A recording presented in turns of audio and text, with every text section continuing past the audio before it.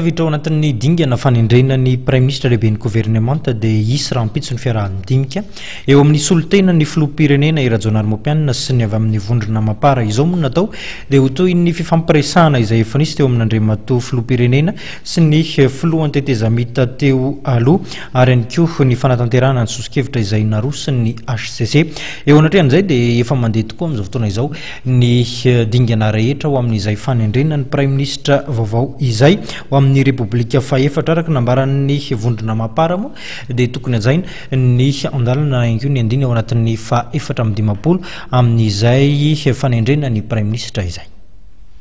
Ny vorony bureau national ny mapara androany. Nahoana no vorony bureau national ny mapara tsotra. Araka ny voalazan'ny andininy faefatra amby dimapolo ny lalam-panorenana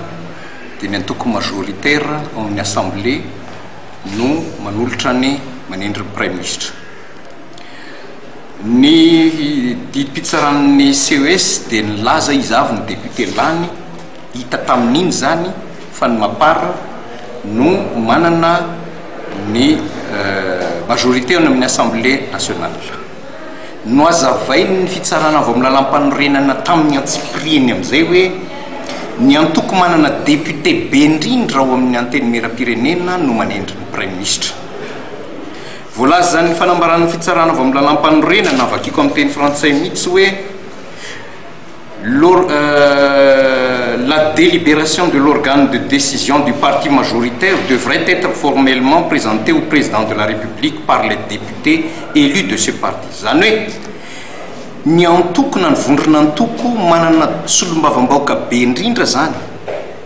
no manapaka ny amin'izay olona ho tendrena Prime Ministre ka ny organe de décision ny mapara dia ny bureau national dia ny vory ary ny bureau national ny mapara androany ary nandinika sy nandray fanapahan-kevitra ny amin'izay anaran'olona ho tendrena Prime Ministre dia zay zany mikasika ny fanapahan-kevitra ny amin'izay tendrena ho Prime Ministre. Ahoana indray kosa ny fanolorana n'io anarana ny tapahana io any amin'ny filohan'ny République dia mbola ilay fanapahan-kevitry ny fitsarana avy amin'ny lalam-panorenana article 2 no milaza hoe le président de la République nomme le premier ministre formellement présenté par les députés issus du parti majoritaire. Zany hoe le fanapahan-kevitra ny raisin'ny bureau national mapara androany